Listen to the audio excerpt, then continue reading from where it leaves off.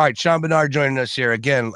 Like you pointed out, we are going to have the Appreciation Tuesday here for all things Eagles, and we're going to open it up, and you can go ahead and tell me that you want to show some appreciation to the beer vendor at the link that took care of you and poured your beer a certain type of way every single Sunday throughout the course of a season, your parking lot, your season ticket, person that you speak out to from the Eagles perspective, anybody on the staff, front office, you name it.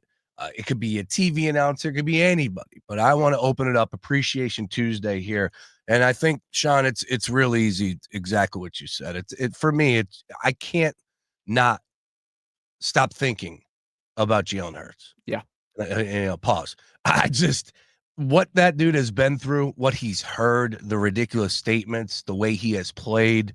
And, I continue to hear Mark Henry Jr. in the back of my mind where, not always a good thing too, but again, he's coming up a little bit later. But where he said Jalen is graded differently by everybody when it comes to NFL standards. And it was so true, and it's so evident throughout the course of the full regular season into the playoffs, even though they win by double digits, not good enough. And then the same thing would happen to the Buffalo Bills, yet it was good enough for Josh Allen. And, everybody wants to come back to how great this roster was, and nobody's going to argue that. But at the end of the day, man, stop taking down Jalen Hurts just because he has a great team to work with.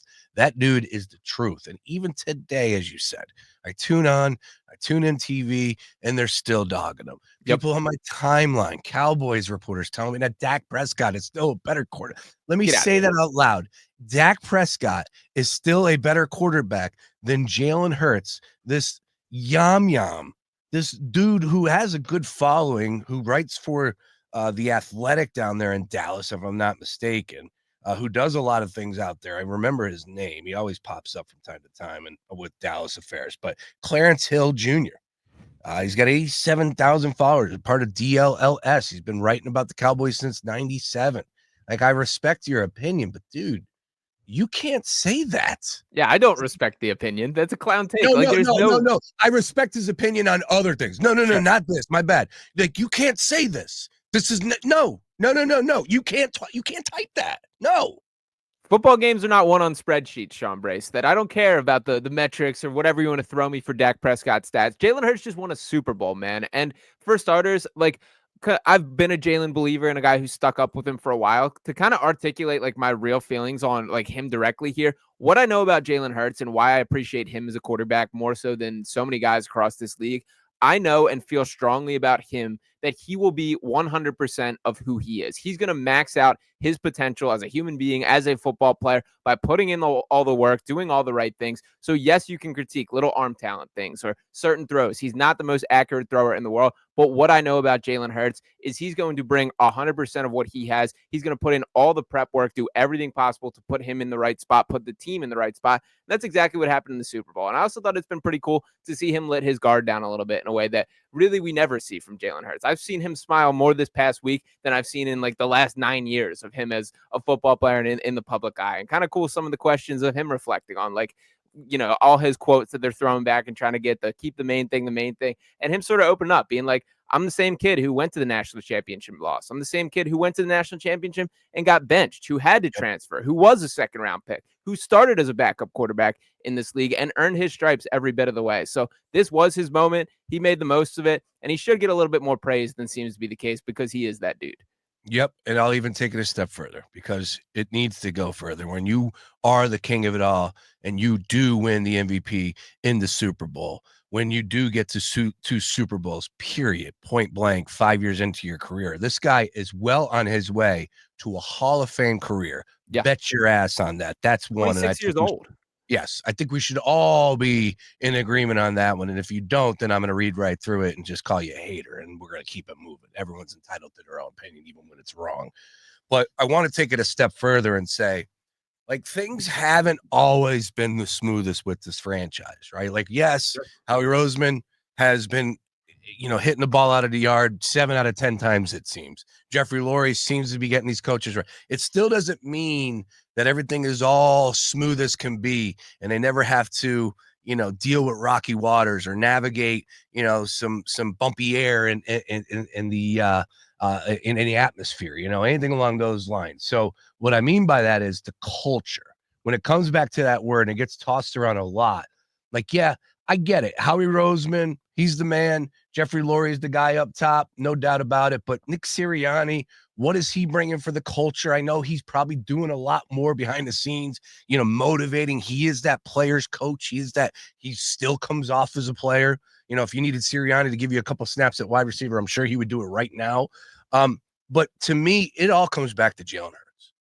Jalen Hurts is the sole reason why I think, or at least number one on the list, that we can look at the Eagles franchise top to bottom and talk about that C word and how important it is to keep those beliefs, the group of just egos in that locker room, all pointing in one direction and having everybody strive for the bigger prize at the end. Like it's all easy to put on a piece of paper. It's easy to throw out there as a hashtag.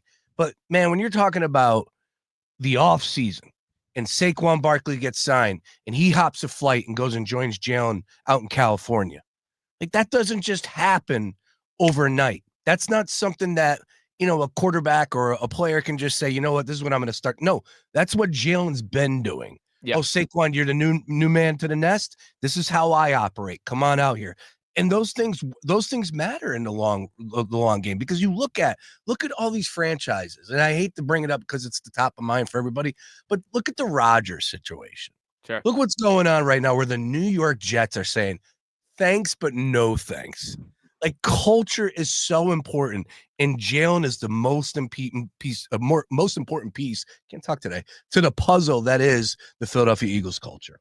Yeah, and there's a really cool story. Shout out to Chris Long in the Greenlight podcast that him and Bo Allen told, that they were in the locker room after the NFC Championship game and the Eagles party, and he was like, they looked incredibly confident. And they told a story that Chris Long went up and said something, Jalen, just congrats, go finish it. And Jalen looked right back at him and said, it's already written, and continued on. And that's just kind of like how grounded this guy is. The mentality that he approaches life and football with is really impressive stuff, and well wise beyond his years at the age of 26. So this is only the start, as he's been very open about saying. And I love that he's approaching things like that, that this is still the beginning for his story, this Eagles story. But he is the face of the franchise in every single way that you would hope to be the case for. And you nailed it with some of the other egos and big personalities that are on this team. It does not work if you have, say, an Aaron Rodgers at quarterback, if AJ Brown's the guy kind of going through his antics, which he does at time. And I love AJ. Everyone should. It's worth putting up with. It's not anything that is nearly as detrimental as made out to be. But the point being, there's still balancing act with those kind of things. And the defense, the CJ Gardner-Johnsons, the Jalen Carters, there's a lot of loud personalities on this team.